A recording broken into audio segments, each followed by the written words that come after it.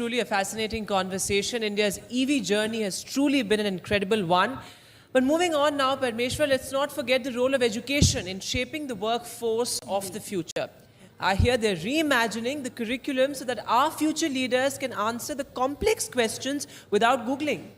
And well, the next session is about the role of education in shaping the India century with our very own TM Veera Raghav, who's going to be in conversation with Dr. Balakrishnan Shankar and Suresh Kodoor.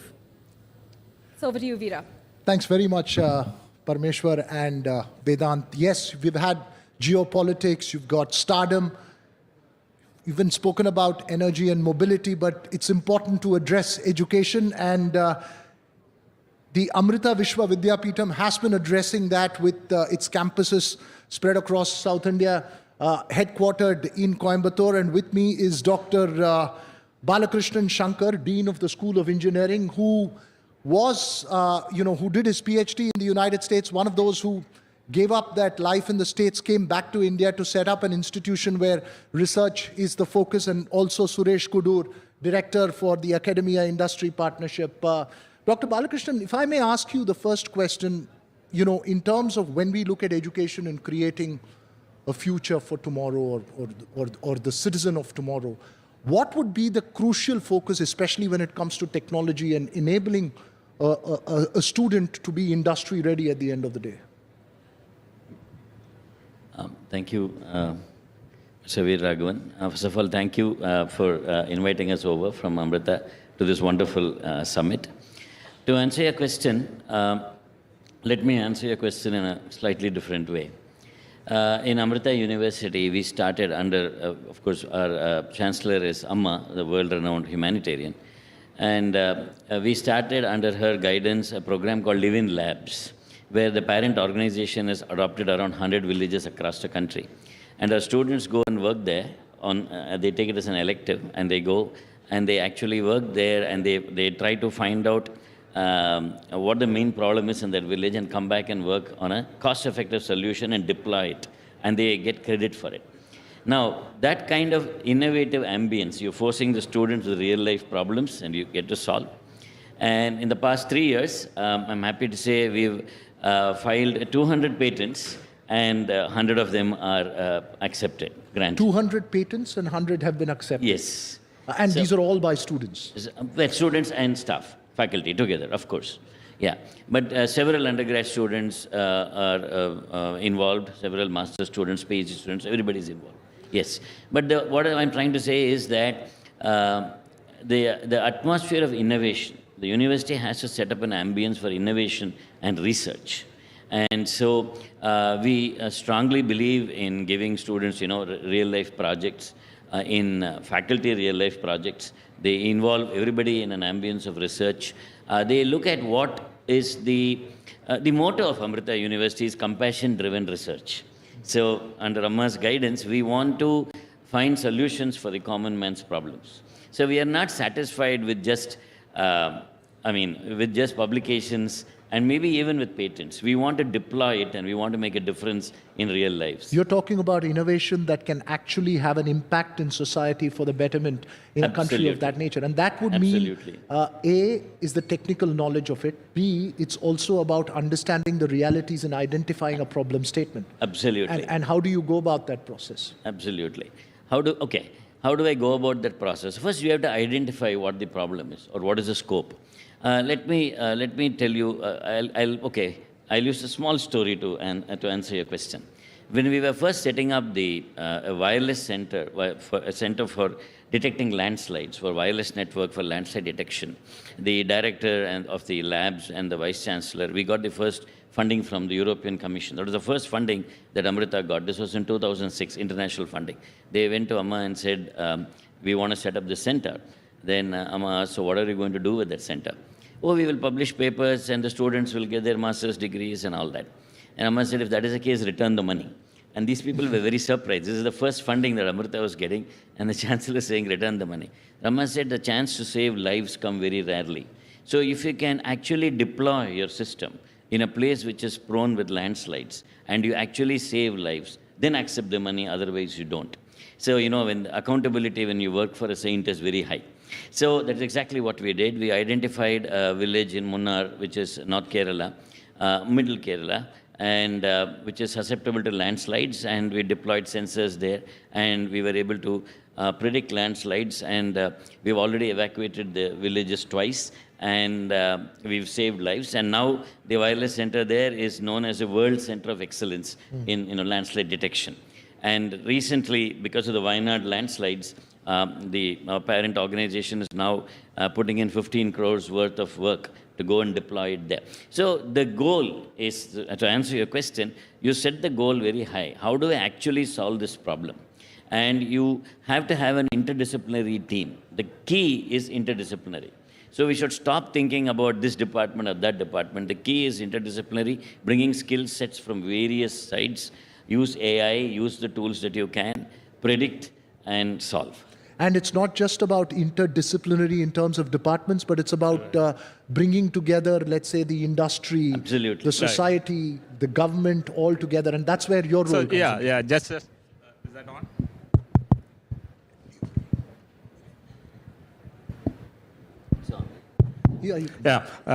Just to add to that, actually, how do you build this workforce for the future? As we know, the technological disruptions, like say intelligent robots and generative AIs, they're all really disrupting and reshaping the whole job landscape, and that requires new skills. And say, for example, AI is a big disruptor, and it is estimated to replace around 85 million jobs in the next 2 years and create another 100 million jobs. So that requires new skills. Now, here one of the key differences, see, always automation has replaced jobs, but in the past, it's all manual labor-intensive jobs. The key difference this time is automation is replacing human intellectual functions. That is the key difference. So when the technology starts replacing the roles that need cognitive abilities, it completely disrupts the industry, business process, and production process, and that requires new skills. That is what Amrita is now focusing on, how to skill our students to take up not only current challenges, but even tomorrow's job profile, and that needs the real collaboration with the industry. So we have signed around 100 plus MOUs with the key industry in the last couple of years, across verticals, automotive, energy, IT, construction industry, all of those. And we are doing some of the key research projects with the industry. That makes students exposed to what is currently going on in the industry. They work directly with the industry projects. They go to the industry as interns and work there. And also, probably one other key points is the live-in labs, which Dr. Bala will be able to highlight, where students go to the rural areas, they work with the population there, they identify the problem statements, come back and come with a solution. So they get to work on real-life problems, real-world problems, both in the industry and in the society. So you're forecasting problems of the future for the industry. You're looking at existential problems in society, right. And you're trying to get a student to innovate and apply that innovation to a real-life solution, if I can put it in a nutshell. Exactly. And how do you promote then the spirit of entrepreneurship? Student and faculty. Student and faculty. And how difficult is it? It's more difficult to make a student aligned to it or a faculty aligned to it? See, you asked the right question. Say, the innovation, if you really look at in the knowledge era, the asset is actually intellectual property, IP, new knowledge. And the universities cannot remain as just centers of knowledge dissemination alone, knowledge distribution alone. They need to be knowledge creators. And that is where the innovation comes up. And innovation has to be, it's a mindset, it's a culture. You create new course, you introduce new subject, that will not create a mindset of innovation. It's a mindset. And Amrita is kind of focusing on that. Because let me tell you, innovation is not a natural ally to education. It may sound counterintuitive to at least to some, because education is training and skilling us to comply with what is existing.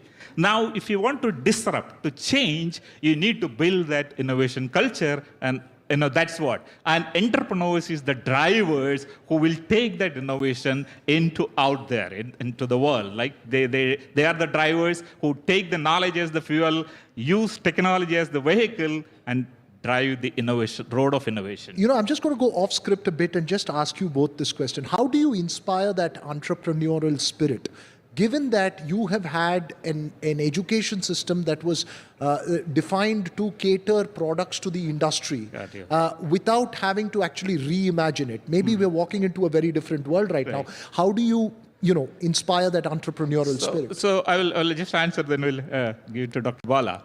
In the last year MSME hackathon for startup ideas, pan-India 35 ideas were selected and 9 out of them were from Amrita University.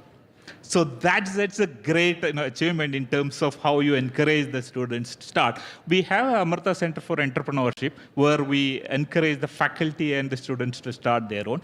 We have recently also launched Atal Incubation Center, which is a Niti Aayog scheme. One of them in Coimbatore is at Amrita University, where we encourage startups to come. And one of the focus area is e-mobility, and the other being cybersecurity. Two key areas like where India is going to add a lot. So place where industry comes in to reach out and find these kind of young talent, which is both innovation and has entrepreneurial They work spirit. together, right? Actually. You asked me which is easier, the student Faculty or or the faculty. Right now, the scenario in the world is that the student is able to catch up much faster. He seems to be, because the faculty is already trained in a particular way and needs to rethink.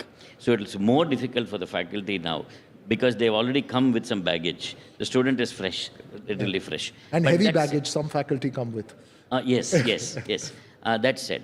But that said, when you confront somebody with a real life problem and say, I want it solved, and you set up an ambience where different people from different backgrounds come. For example, I have, there are researchers doing AI and health. So they need to know health, they need to know how I can apply this. I can apply AI in predicting new materials. I can apply AI in discovering new drugs. So what happens is you need some domain knowledge and you need new skills and you need to set up an ambience that drives that forward. And all this would be essential ingredients in creating a workforce for the future of India's correct. multi-trillion-dollar economy that you are Exactly. aiming for. Absolutely, One is the absolutely. workforce, and the other is like on the higher end of the food chain, where you are leveraging the expertise of the internal, researchers, collaborating with the industry to create new technology. For example, like one of the research area we are focusing on is hydrogen as a fuel. Dr. Bala is spearheading those research. Hydrogen is an alternate fuel, because hydrogen vehicles could be one of the options for tomorrow. Hydrogen production and the storage. That is one of the key research areas happening in Amrita, and we are collaborating with a lot of automotive companies.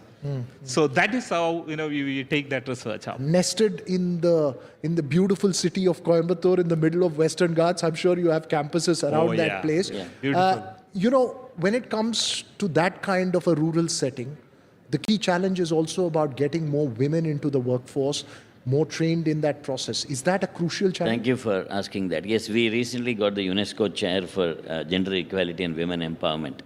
And we've trained more than 100,000 women in a program called Amrita Shri, where we help several women across India who are disadvantaged with to set up small businesses and all that.